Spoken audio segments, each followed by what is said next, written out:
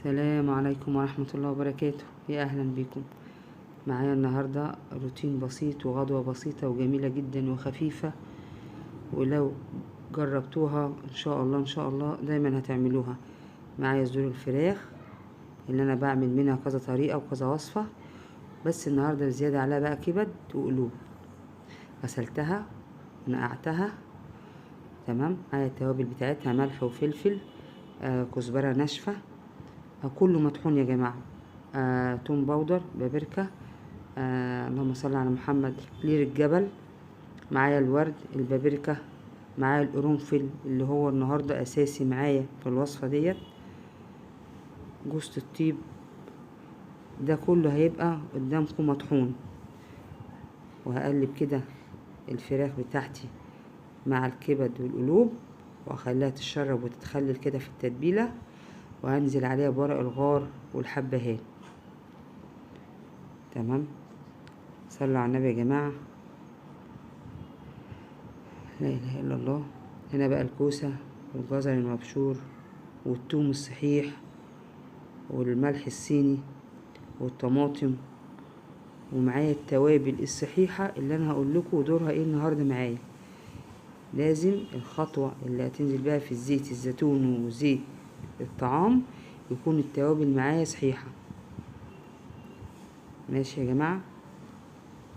هبتدي هنا اجيب الوك بتاعتي واحطها على النار واقول لكم انا هعمل ايه بالظبط.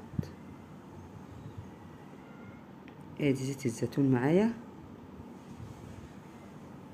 انا جبت الوك اهو، وهنزل بشوية زيت عباد الشمس او اي زيت عندك يريحك، وعليه شوية زيت زيتون. شوية زيت الزيتون بيفرق جامد في الطعم يا جماعة. هنزل بالمستكة والملح الصيني. ريحة المستكة بقى مع زيت الزيتون تحفة.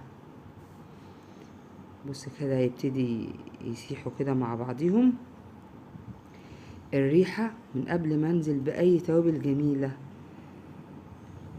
وهبتدي اجيب الثوم الصحيح وانزل على طول في الزيت. معايا انا كل حاجة صحيحة في الزيت يا جماعة.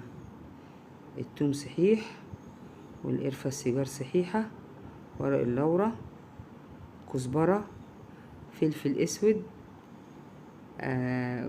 اكلير الجبل، الورد، كله صحيح. وشموا الريحة بقى واتفرجوا على الجمال لما تنزلي بده كله اهو. وبص انا عايزه اقولك ان ندعة السماق دي ندعة. انا بص مش عايزه ربع معلقه ولا ذره، لا شفت ذره الملح، ذره كده يعني انت ما شوفهاش بعينيكي، بالذات السماق كده. خلاص هبتدي اقلب كده.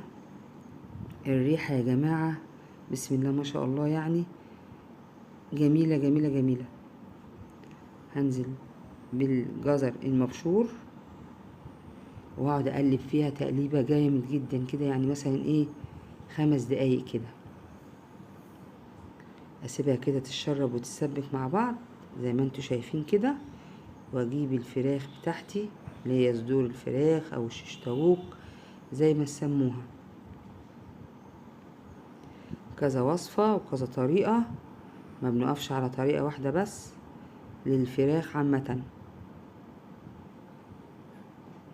النهاردة انا حبيت احط كبد وقلوب عشان خاطر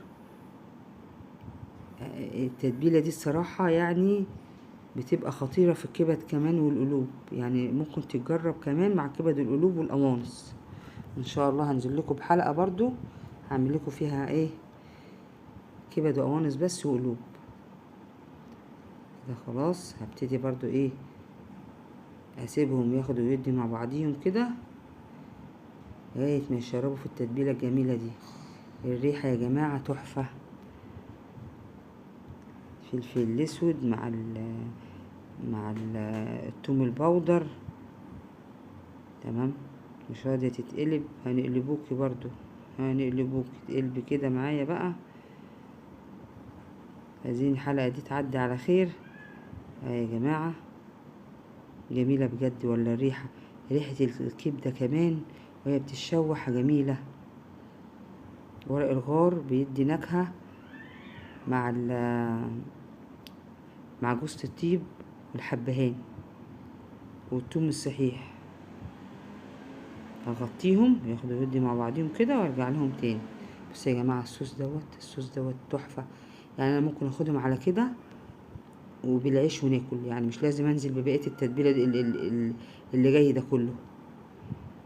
وادي الكوسة عندي كوساية كوستين زي ما انت عايزة، خليها برضو تتشرب من التتبيلة كويس جدا. وانزل بالطماطم اللي انا عصراها نص عصرة. الوصفة دي يا جماعة عايزة الطماطم تبقى مضروبة نص ضربة. تمام. اذكروا الله يا جماعة. لا حول ولا قوة الا بالله. ربنا ان شاء الله يحسن ما بين ايدينا. هسيبها بقى تاخد ودي مع بعضيها كده لغاية ما يتشرب ده كله مع بعضه، واخده كده في الطاجن وانزل على طول بالخلطة دي فيه. لو عجبك الفيديو متنسونيش في اللايك والشير وفعلي الجرس ودوسي على علامة الكل عشان يوصلك مني كل جديد. ولو اول مرة تشوفي قناتي اتفضلوا زوروني ان شاء الله هشوف كل ما هو جديد. كانت معاكم اسراء ودي قناتي، وانتظروني غدا ان شاء الله. وفي رعاية الله والسلام عليكم ورحمة الله وبركاته.